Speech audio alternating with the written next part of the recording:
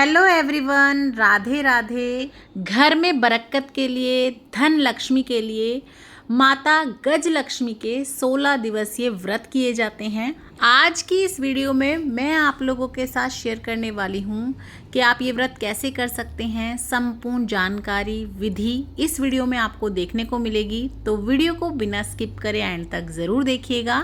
तो चलिए वीडियो को शुरू कर लेते हैं। माता लक्ष्मी के ये व्रत राधा अष्टमी से उठाए जाते हैं और यदि आप ये व्रत कर लेते हैं तो यकीन मानिए आपके घर में कभी भी धन की कोई कमी नहीं होगी, हमेशा सुख समृद्धि बनी रहेगी। तो जहाँ भी आप चौकी लगाना चाहते हैं अच्छे से पहले वहाँ साफ़ सफाई कर लें। उसके बाद चाहे तो कच्ची मिट्टी से, गेरू से, नहीं तो इस तरह से हल्दी से आप लीप लीजिए, चौका लगा लीजिए।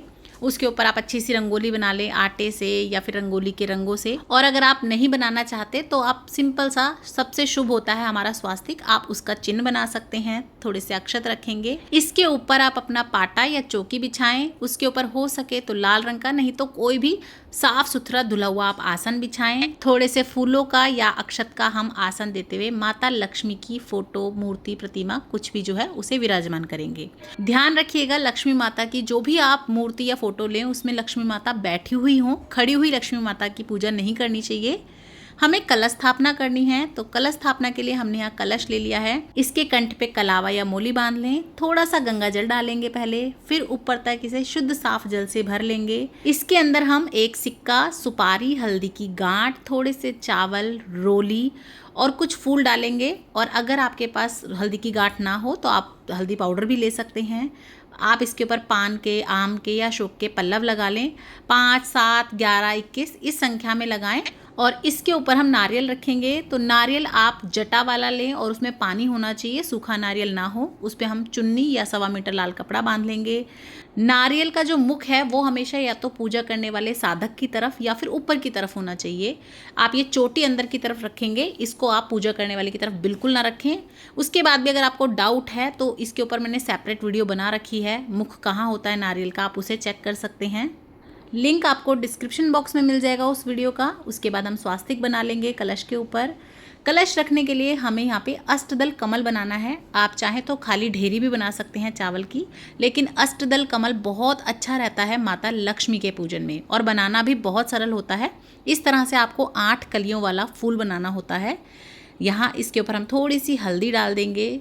उसके बाद हम कलश स्थापना कर देंगे। अब ये कलश आपको हिलाना बिल्कुल भी नहीं है। थोड़े से हम चावलों का आसन देते हुए भगवान गणपति को विराजमान करेंगे। आप चाहें तो अखंड ज्योत भी जोड़ सकते हैं पूरे 16 दिनों के लिए, नहीं तो सुबह शाम ज्योत जोड़ सकते हैं आप।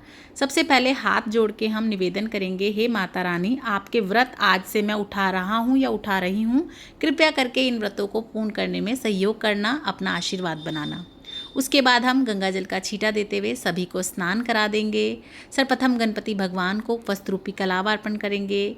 अपने कलश को, माता लक्ष्मी को वस्त्ररूपी कलावा अर्पण कर देंगे। माँ गज लक्ष्मी, जैसे कि नाम से ही पता चलता है, इस व्रत में माता के साथ साथ गज की यानी कि हाथी की पूजा की जाती है। तो मिट्टी से बने हुए हाथी का पूजन ज़रूर से करें। नहीं मिलते हैं तो कोई बात नहीं, आपकी पोस्टर में या फोटो में जहाँ हाथी बने हों आप उनका पूजन करके भी पूजा कर सकते हैं। लेकिन अगर मिल जाए तो ज़रूर से आप हाथी लाएं और उनका पूजन करें। सबको तिलक कर लेंगे अच्छे से। उसके बाद सबको हम चावल यानी कि अक्षत अर्पण कर देंगे और ध्यान रखिए कि वो टूटे हुए बिल्कुल ना हो। भगवान गणपति को जनेऊ अर्पण करेंगे। जनेऊ अगर आपका सफ़ेद रंग का हो तो उसे हल्दी से हल्का सा पीला रंग लीजिएगा। सर्वप्रथम भगवान गणपति का पूजन करेंगे, उन्हें फूल अर्पण करेंगे। उसके बाद माता रानी को फूल अर्पण करेंगे। कमल का, गुलाब का, लाल रंग का गुड़हल मिल जाए तो अति उत्तम, नहीं तो जो आपको फूल मिले आप वो अर्पण करके माता रानी का पूजन कर लें। माता लक्ष्मी को चुनरी अर्पण करेंगे। उसके बाद हम सुहाग का सामान अर्पण करेंगे। 16 सुहाग की सामग्री चढ़ाई जाती है और इस व्रत में 16 के अंक की विशेष महत्वता होती है। तो 16 के अंक में ही हमें सभी चीज़ें चढ़ानी होती हैं। तो आप सुहाग का सामान चाहें तो पहले दिन चढ़ा सकते हैं, चाहे तो आप जिस दिन उद्यापन करेंगे उस दिन भी चढ़ा सकते हैं। उसके बाद हम भोग लगाएंगे। खीर का भोग विशेष महत्व रखता है, माता रानी को अति प्रिय होती है। केसर वगैरह डाल के आप बनाइएगा। अगर आप खीर नहीं बना पाते हैं तो आप सफ़ेद रंग की मिठाई का भी भोग लगा सकते हैं। माता लक्ष्मी को साफ सफाई और सुगंधित चीज़ें बहुत पसंद हैं, तो हम माता रानी को इत्र भी ज़रूर से अर्पण करेंगे और हो सके तो आप अच्छे से साफ़ सफाई करें। वैसे तो आप रोज़ ही करते होंगे, पर इन 16 दिनों में अच्छे से साफ़ सफाई करके अगर आप दहलीज पूजन करते हैं, रंगोली बनाते हैं, तो माता रानी बहुत ज़्यादा प्रसन्न होती हैं। उसके बाद कुछ फलों का भोग लगा देंगे। तो आप अपने हिसाब से कोई भी ऋतु फल ले सकते हैं, लेकिन अगर आपको अनार मिल जाए तो आप अनार ज़रूर अर्पण कीजिएगा माँ लक्ष्मी को। गज लक्ष्मी व्रत में डोरा बनाया जाता है 16 गांठ का। आप नॉर्मल कोई और धागा भी ले सकते हैं, रेशमी, नहीं तो आप कलावा ले सकते हैं। कुछ जगह पे गिन के 16 तार का ही डोरा बनाया जाता है, कुछ जगह पे केवल 16 गांठें लगाई जाती हैं। तार कितने भी हो सकते हैं, कम या ज़्यादा। तो देखिए यहाँ मैंने ये अपना कलावा ले लिया है, इसमें 6 तार हैं, तो मैंने 3 बार लिया है, तो ये यहाँ हो गई 6 6 दूनी 12, 6 3 18। मैं इसमें से 2 तार निकाल दूंगी तो मेरे को 16 तार मिल जाएंगी। अब हम इसमें 16 गांठें लगाएंगे। आप अपने कलावे को देख के उस हिसाब से 16 तार निकाल लीजिएगा। और जब आप गांठ लगाएंगे तो माँ लक्ष्मी से आप प्रार्थना करें, अपनी मनोकामना मांगें और इस तरह से माता रानी का मंत्र उच्चारण करते हुए आपको गांठें लगा लेनी है। कुछ लोग रोज ये डोरा पहनते हैं, इसमें एक एक गांठ लगाते हैं, 16 दिन की 16 गांठ, और रोज पहनते हैं, रोज पूजन करते हैं। कुछ लोग पहले ही दिन 16 गांठें लगा के एक ही बार पूजन करते हैं और उसके बाद पहन लेते हैं। आपको जो उचित लगे आप उस हिसाब से कर सकते हैं। तो यहाँ मैंने ये 16 गांठ लगा ली हैं। सबसे पहले हम गंगा जल का छींटा देंगे, रोली से, चंदन से, धूप दीप दिखा के अच्छे से इसका पूजन करेंगे। पहले माता लक्ष्मी के चरणों में इसे रखेंगे ताकि उनका आशीर्वाद प्राप्त हो, और उसके बाद आप इसे पहन सकते हैं। तो यहाँ पे हमने अपना डोरा भी बना लिया है। अच्छे से धूप दीप दिखाएंगे, तो यहाँ सुगंधित सी आप धूप लगाएं, माता रानी को इस तरह से धूप दीप दिखाएं अच्छे से। उसके बाद हम कुछ दक्षिणा ज़रूर से अर्पण करेंगे। आप अपनी यथाशक्ति अनुसार कुछ दक्षिणा ज़रूर से निकालें, ताकि कोई कमी अगर रह गई हो, त्रुटि रह गई हो, तो वो दक्षिणा से पूर्ण हो जाए। माता गज लक्ष्मी व्रत में कथा सुनने का विशेष महत्व होता है और कथा ज़रूर से सुनी जाती है, वरना आपका पूजन अधूरा माना जाता है। तो यहीं पर बैठकर हम माता लक्ष्मी के सामने कथा सुनेंगे। कथा सुनने के लिए एक लोटा जल ले लेंगे, थोड़े से फूल ले लेंगे, साथ ही में गिन करके 16 दाने हम चावल के ले लेंगे। 16 अंक का विशेष महत्व होता है। और फिर यहीं पे बैठकर हमें कथा सुननी है। कथा आपको रोज सुननी है। व्रत आप चाहें तो पूरे 16 भी कर सकते हैं, या चाहें 16 नहीं कर सकते हैं तो आप पहले दिन कर लें, पूर्णमासी वाले दिन कर लें और उद्यापन वाले दिन, यानी कि 3 व्रत कर लें, लेकिन कथा आप रोज सुनेंगे। कथा का वीडियो भी मैं आपको दे दूंगी, चैनल पे आप चेक कर लीजिएगा। अगर इसी में मैं कथा सुनाऊंगी तो वीडियो बहुत लंबा हो जाएगा। कथा सुनने के बाद ये जो हमने दाने और फूल लिए हैं, अपनी मनोकामना मांगते हुए माता रानी के चरणों में अर्पण कर देंगे और हाथ जोड़ लेंगे। ये कथा सुनी का जल हमें चंद्रमा को अर्पण कर देना है। उसके बाद हम आरती करेंगे। तो आरती के लिए आप चाहें तो दीपक ले सकते हैं, नहीं तो आप कपूर आरती कर सकते हैं। माता लक्ष्मी को कपूर आरती अति प्रिय होती है। सर्वप्रथम भगवान गणपति का पूजन करेंगे, आरती करेंगे। उसके बाद माता लक्ष्मी की हम प्रेम पूर्वक आरती कर लेंगे।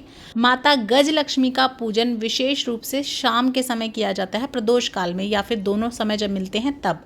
तो आप उस समय करें तो अति उत्तम है, लेकिन कई लोग ऑफिस जाते हैं और वो भी व्रत पूजन करना चाहते हैं, तो आप सुबह भी पूजन कर सकते हैं। अच्छे से पूजन करेंगे, आरती करेंगे। उसके बाद इस तरह से थोड़ा सा जल लेके वार देंगे और हाथ जोड़कर पूजा में रही हुई किसी भी कमी के लिए माता रानी से क्षमा याचना करेंगे। घर में धन, वैभव, लक्ष्मी की प्राप्ति के लिए माँ गज लक्ष्मी के ये व्रत पुरुष और महिलाएं दोनों ही कर सकते हैं। ये गज महालक्ष्मी व्रत भद्रपद यानी भादो के शुक्ल पक्ष की अष्टमी से शुरू होकर अश्विन मास के कृष्ण पक्ष की अष्टमी तक किए जाते हैं।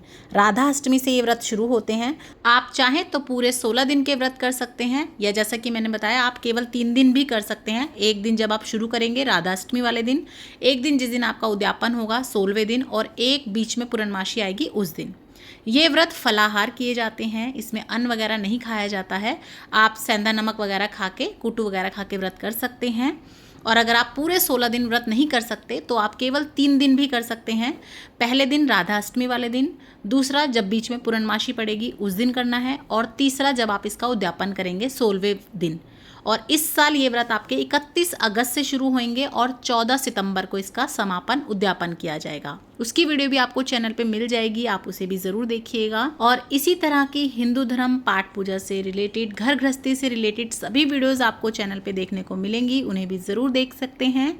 और अगर अभी तक आपने चैनल सब्सक्राइब नहीं किया है तो प्लीज़ सब्सक्राइब करें, लाइक शेयर करना बिल्कुल ना भूलें और कमेंट बॉक्स में जय माँ लक्ष्मी ज़रूर लिख दें।